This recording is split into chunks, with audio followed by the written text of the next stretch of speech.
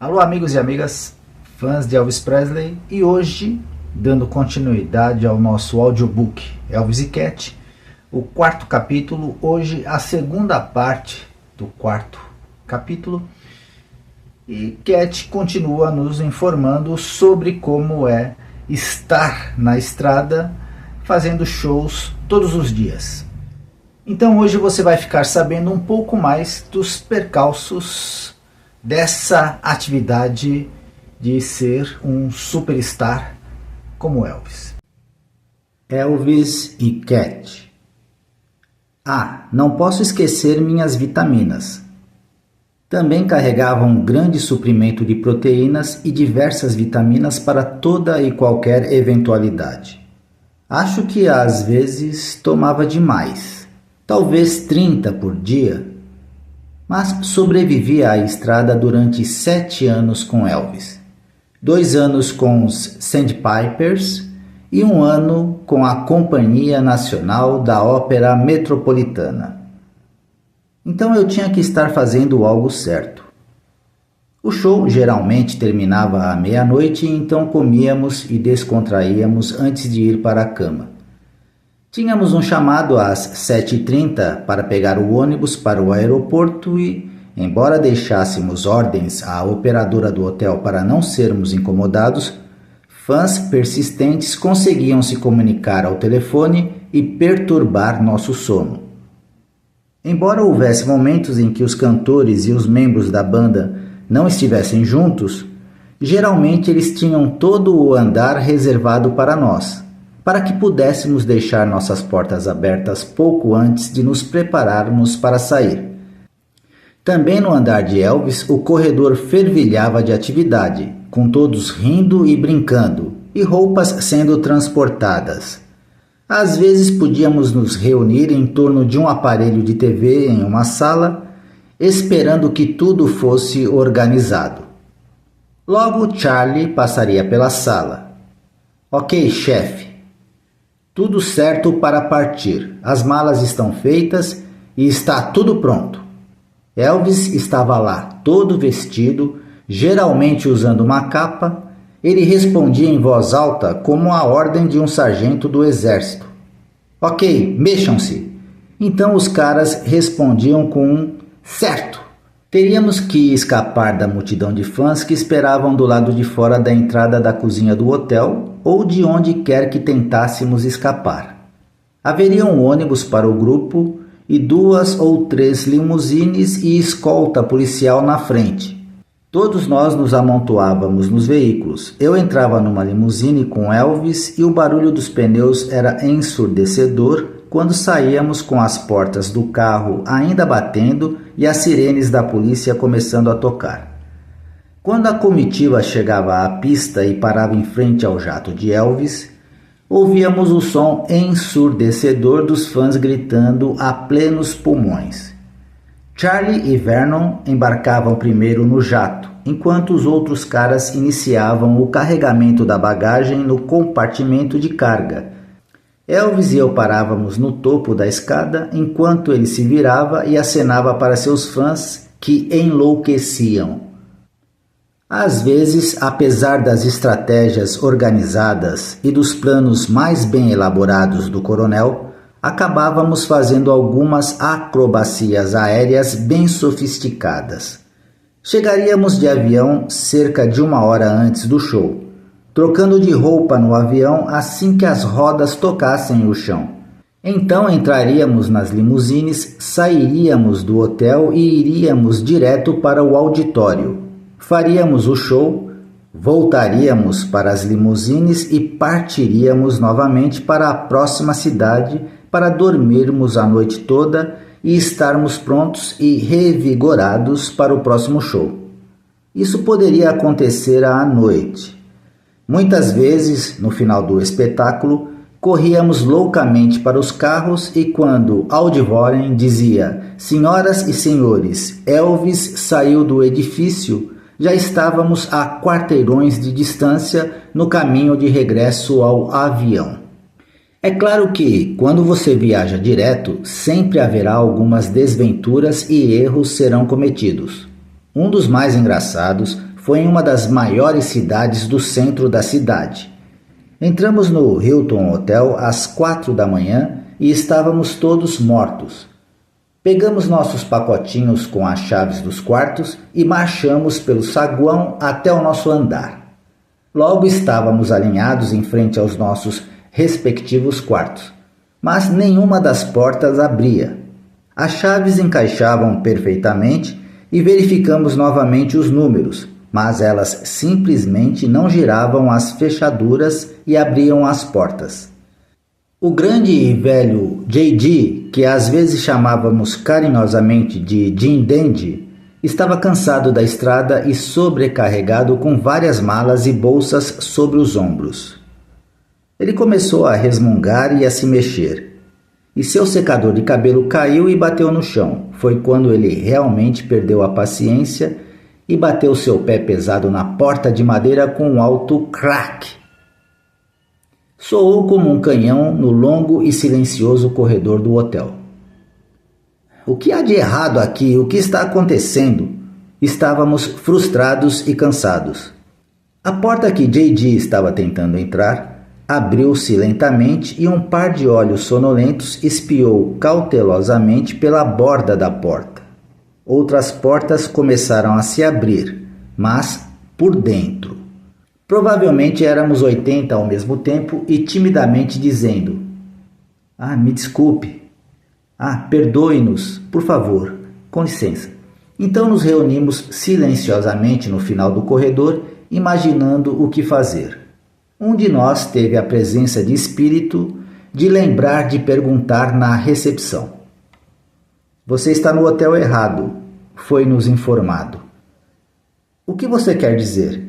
Este é o Hilton, não é? Sim, mas há outro Hilton a 2 quarteirões de distância. Provavelmente esse é o que você procura. Confusa, frustrada e cansada demais para discutir, nossa tribo marchou noite adentro para encontrar o outro Hilton. Nem Elvis nem eu viajávamos bem, mas ele tinha muito mais energia do que eu. No entanto, uma coisa que nos incomodava muito era o fato de horários irregulares e noites sem dormir causarem estragos em nossas cordas vocais. Precisávamos de descanso e rotina para manter a voz em forma, da mesma forma que um atleta faz para se manter em forma para eventos atléticos. Meu pai, como mencionei antes, era cantor profissional e treinador de voz e, quando me treinou, sempre insistiu que eu dormisse 8 horas todas as noites. Elvis notaria uma diferença na sua voz e eu também. No entanto, Elvis ainda conseguia fazer muito mais coisas vocalmente sem descansar adequadamente do que eu, já que sou soprano e as notas agudas e delicadas vêm primeiro. Depois de um tempo na estrada, havia partes da voz que simplesmente não existiam. Eu teria que esperar chegar em casa e descansar alguns dias antes que minha vocalização voltasse ao normal. Continuei contando a Elvis como meu pai insistia que seus alunos dormissem 8 horas por noite. Também salientei que, quando fiz turnê com o Metropolitan, eles insistiram que os cantores só fizessem papéis importantes uma vez a cada 3 ou 4 dias e que tivessem pelo menos 10 horas de descanso entre as mudanças de cidade em cidade. Continuei atrás dele para conversar com o Coronel Parker e tomar cuidado com a programação para que ele pudesse descansar o tempo necessário. Elvis conversou com o coronel e logo foi combinado que Elvis ficaria numa cidade e voaria para o próximo show bem a tempo para a apresentação. Ou ele voaria para a próxima cidade na noite anterior, onde o encontraríamos totalmente descansado quando chegássemos no dia seguinte. O coronel era um empresário, não um artista, e sabia pouco sobre vozes e como as cordas vocais são realmente delicadas. Quando ele agendou as turnês, era óbvio que ele nunca considerou os cantores, não porque não quisesse, mas porque não tinha conhecimento. E a maioria dos gerentes de negócios não tem. A preocupação deles é fazer com que cada show se pague. O coronel escutou atentamente o que Elvis disse e fez alguns ajustes, mas era muito caro para todo o grupo fazer o mesmo arranjo. De vez em quando, o coronel nos reservava hotéis mais antigos, não tanto de primeira linha, às vezes para despistar os fãs e às vezes para retribuir um favor a um velho amigo. Pode ter funcionado bem para seus propósitos, mas nem sempre foi a melhor experiência do mundo para nós, especialmente depois de uma sequência interminável de uma noite. Eu estava com a turma no ônibus do show em Cincinnati quando paramos na garagem de um hotel bem barulhento e assustador. Alguém disse: "Oh não, o coronel voltou a praticar seus velhos truques." Depois de termos certeza de que este era realmente o lugar certo, fizemos o check-in. Por volta das 18h30, estávamos de volta ao ônibus, prontos para partir para o show, quando alguém olhou pela janela e viu um homem que se parecia muito com Elvis marchando pela rua de pijama e com um olhar muito determinado. Claro, o homem que vimos era Elvis, e mais tarde ele me explicou o que tinha acontecido. "Deixe-me dizer uma coisa, querida. Às vezes, esses caras simplesmente não entendem quando eu falo. Quer dizer, eu disse a eles para me tirarem daquele saco de pulgas, mas acho que todos acharam que eu estava apenas papeando para passar o tempo. Então, finalmente levantei e saí de lá. Quando tocávamos em cidades pequenas e cerca de 100 de nós entrávamos em um restaurante ao mesmo tempo, querendo tomar café da manhã, algumas vezes ajudamos na cozinha do restaurante. A cozinheira precisava de ajuda, assim como as garçonetes, porque não estavam preparadas para um fluxo tão grande de pessoas ao mesmo tempo. Corríamos com papéis e blocos anotando os pedidos ou ajudávamos a fritar os ovos, fazer omeletes, panquecas e servir o café. Todos entravam no espírito da ocasião e nos divertíamos muito. Era uma verdadeira mudança em relação ao serviço de quarto e ríamos muito. Para mudar o ritmo, Vernon e eu conseguimos sair várias vezes e comprar pijamas para Elvis. Ele preferia um estilo particular. Um exemplo era azul claro com debrum azul marinho. Ficando 5 semanas em Las Vegas, sempre me senti como se estivesse cumprindo pena de prisão em uma instituição muito elegante e chique. Prefiro viajar do que viver como uma prisioneira confinada a 4 paredes. Se a limpeza estiver próxima da religiosidade, então eu era um anjo na estrada. Tomava banho ao levantar, banho antes do show ou quando chegava ao hotel e banho quente depois do show. As luzes quentes e as performances selvagens tornavam imperativo o banho após cada show. Então, eu tomava 3 a 4 banhos por dia. Quão limpo você consegue ficar? E há muitos problemas de saúde na estrada. Nos movemos rapidamente de um canto para o outro e enfrentamos todos os extremos climáticos imagináveis. Estaríamos em ambientes climatizados, cheios de fumaça, em arenas ou auditórios úmidos, auditórios frios, camarins quentes, congelantes, ou fervendo e depois na neve, seguido de um dia em um clima tropical. Tudo isso pode levar a uma infecção sinusal e brônquica, cuja pior versão é comumente chamada pelos artistas de garganta de Vegas, um dos inimigos mais temidos de qualquer cantor. Elvis e eu usamos inaladores Decadron, prescritos para ajudar a limpar os pulmões e abrir as passagens brônquicas. Mas, então, uma vez, Elvis me apresentou o remédio mais engraçado. Ele o chamou de ducha de água salgada. Agora, para qualquer pessoa fora do mundo dos cantores profissionais, esse remédio parecerá um tanto grosseiro.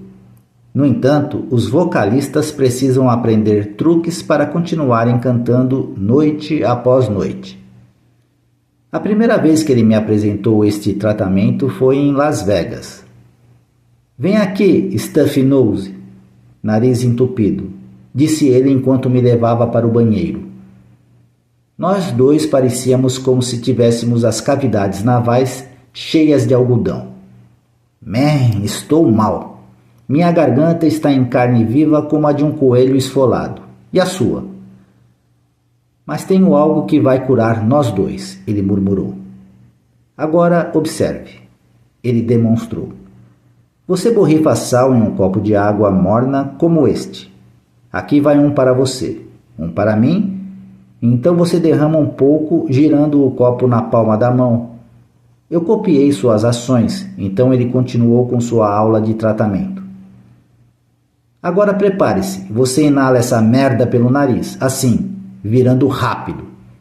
Nós dois inclinamos o máximo que pudemos e se você quiser saber a verdade, aquilo queimou como um inferno. Fique nessa posição, querida. Queima, mas segure. Agora assoe o nariz na pia. Agora me siga. Temos que fazer exercícios fortes e rápidos. Castigar na bicicleta ergométrica e logo todo esse lixo vai se soltar e seu nariz vai abrir. Esse foi o tratamento para nariz entupido de Elvis e, caramba, funcionou. Alívio temporário, mas ainda assim funcionou. Lembro-me de estar em palcos frios onde a parte inferior de mim estava gelada e a parte superior queimava com as luzes. O coronel e Elvis também permitiram que o público tirasse fotografias com flash e enquanto estávamos ali, congelando e sufocando simultaneamente, milhares de lâmpadas de flash com a sua intensa luz branco-azulada dispararam continuamente durante mais de 1h30, provocando cegueira parcial durante várias horas depois do término do show. Continuei vendo manchas pretas e vermelhas diante dos meus olhos, mesmo quando estava na cama tentando dormir. Mas até no caos há humor. Milhares de presentes tinham binóculos para ver melhor Elvis. Quando olhávamos para eles e a luz refletindo naqueles binóculos, Elvis decidiu que pareciam sapos olhando para nós.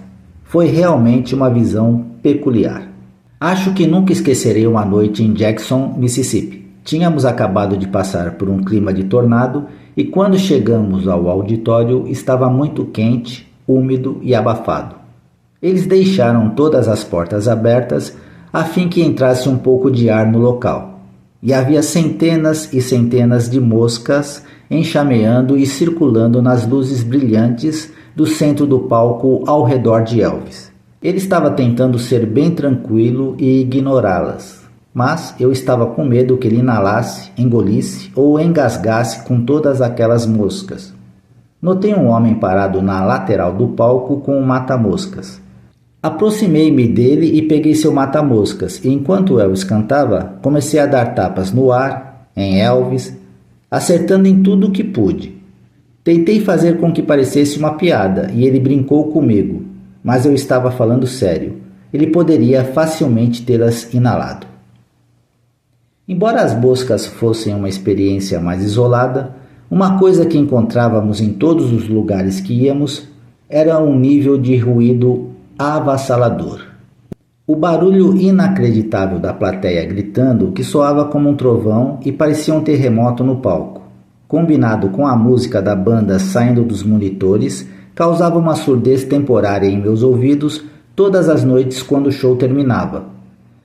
Todo esse abuso físico certamente cobrará seu preço.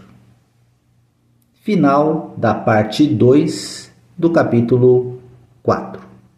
Bem, amigos, eu volto amanhã com mais desta história. Elvis para sempre.